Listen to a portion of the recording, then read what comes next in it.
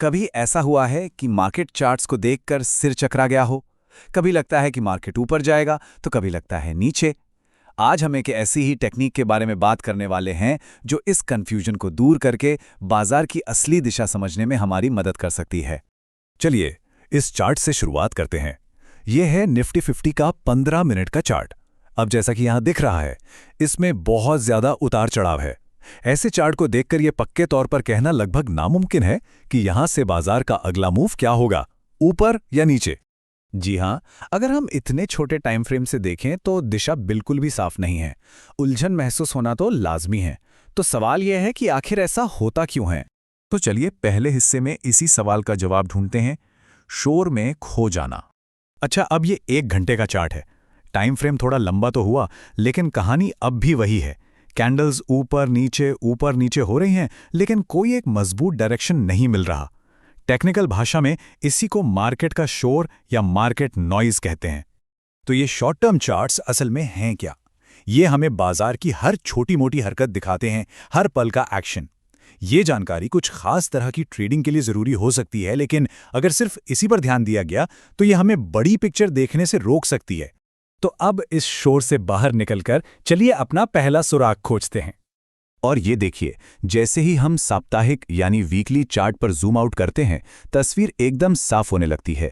यहाँ एक clear bearish trend दिख रहा है। बेरिश मतलब बाजार में गिरावट का रुझान है। तो हमें हमारा पहला ठोस सुराग मिल गया है।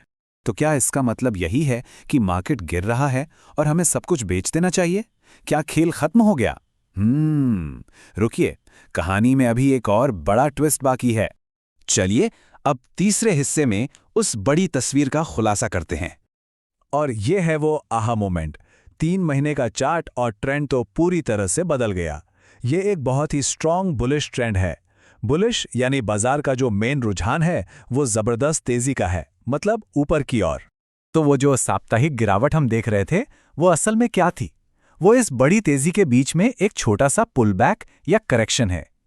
इसका मतलब ये है कि ये मुख्य दिशा के खिलाफ एक टेम्पररी चाल है। कई बार तो एक्सपीरियंस ट्रेडर्स के लिए ऐसी गिरावटें खरीदने का मौका भी बन जाती हैं। इसी कमाल की टेक्निक को मल्टी टाइम फ्रेम एनालिसिस कहा जाता है। ये बिल्कुल एक जासूस की तरह है जो अलग अलग सुरागों को जोड़कर असली कहानी तक पहुंचता है।